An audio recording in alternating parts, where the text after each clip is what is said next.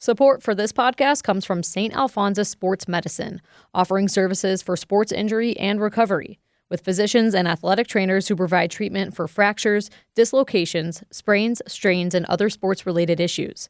More information on services at stalphonsus.org. So you can't see this, but hopefully you can hear it. Behind every Boise State Public Radio podcast is a team working hard to bring you stories that matter. So if you value podcasts like this one, please support them. Hit donate at boisestatepublicradio.org. Thanks.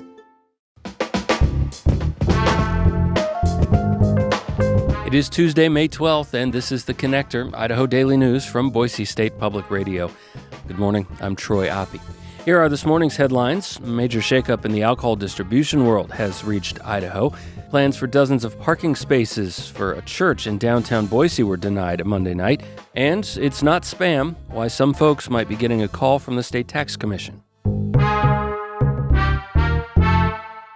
But we start this morning with a trip to the state Supreme Court, where the case over whether a Meridian homeowner could rent space on their property for a separate so-called tiny home on wheels reached the justices yesterday.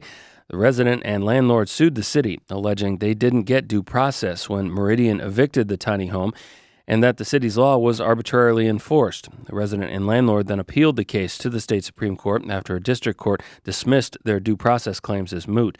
Daniel Album, representing the resident and landlord, argued the city categorically denied the tiny home on wheels before his clients were even allowed to apply to go through the established approval process.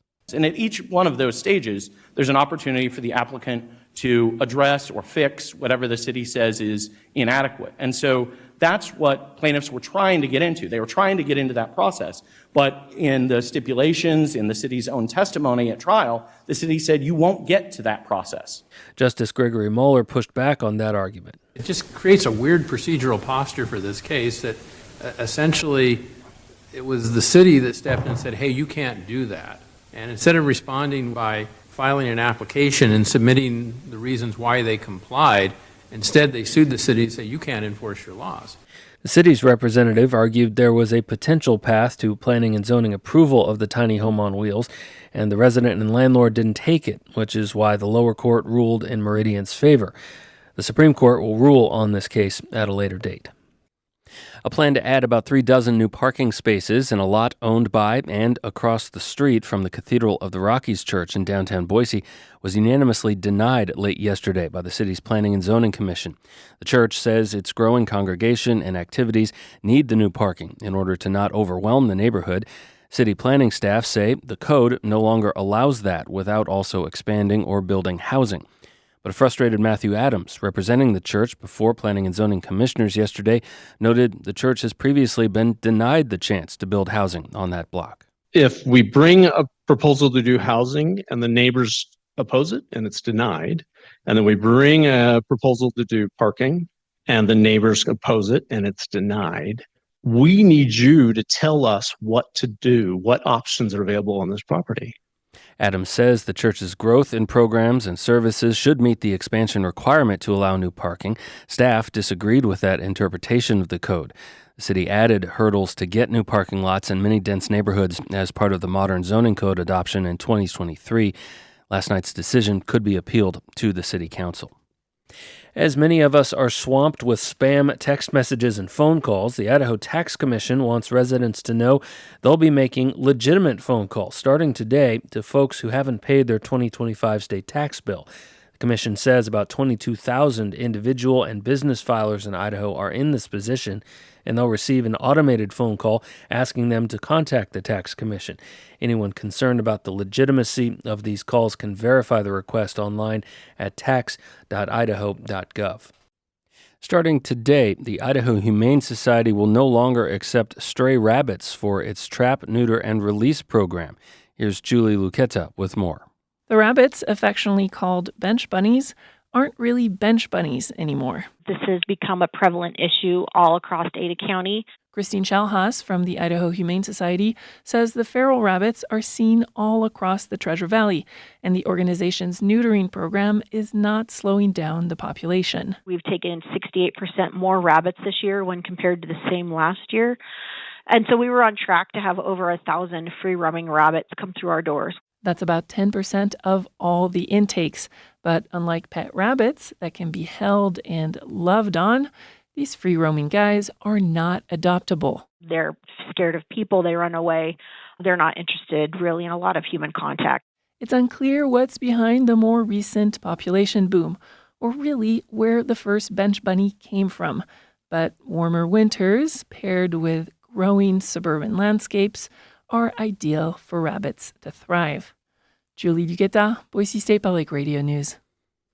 A major shakeup in the alcohol distribution world has reached Idaho. Texas-based mega distributor Republic National Distributing Company, or RNDC, collapsed this spring, laying off thousands and selling some of its assets to a competitor, Reyes Distributing. Here in Idaho, RNDC has a nearly 2-decade-long partnership with Hayden Beverage Company, where Hayden services local wine contracts on behalf of RNDC. Beverage industry newsletter Fingers reports Hayden told employees yesterday it had bought out the contracts in Idaho from RNDC and will move forward continuing to supply those brands here on its own. Fingers reports RNDC's liquor distribution contracts in Idaho were previously absorbed by Martignetti Companies, a Massachusetts-based beverage distributor. The U.S. Senate took a procedural step forward on the nomination of Steve Pierce to lead the Bureau of Land Management Monday. His nomination advanced along with 48 other administration nominees in a 46-45 vote Monday, which did not include Idaho Senator Jim Risch or 8 other senators.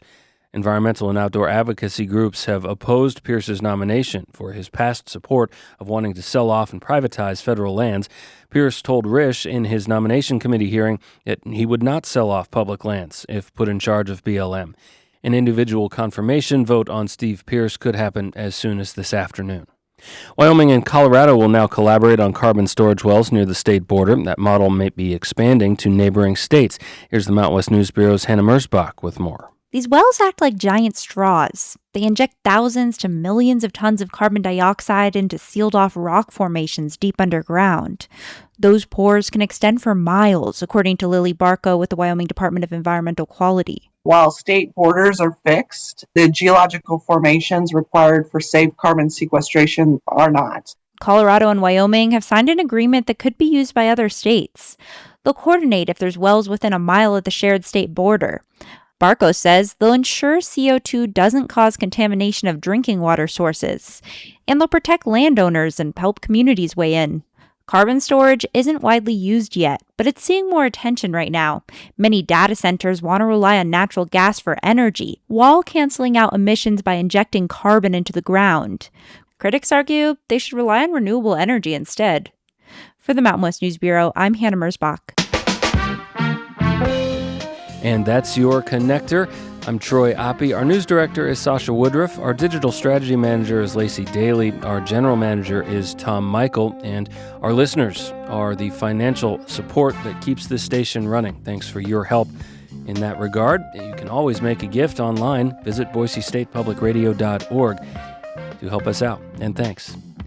We'll be back with another episode of The Connector on your Wednesday. Between now and then, stay up to date with our website and our free app for your smartphone. And make it a great day. You know, every day on Up First, NPR's Golden Globe-nominated morning news podcast, we bring you 3 essential stories. At the heart of each story are questions. What really happened? What really mattered? What happens next? At NPR, we stand for your right to be curious and to follow the facts. Follow Up First wherever you get your podcasts and start your day knowing what matters and why.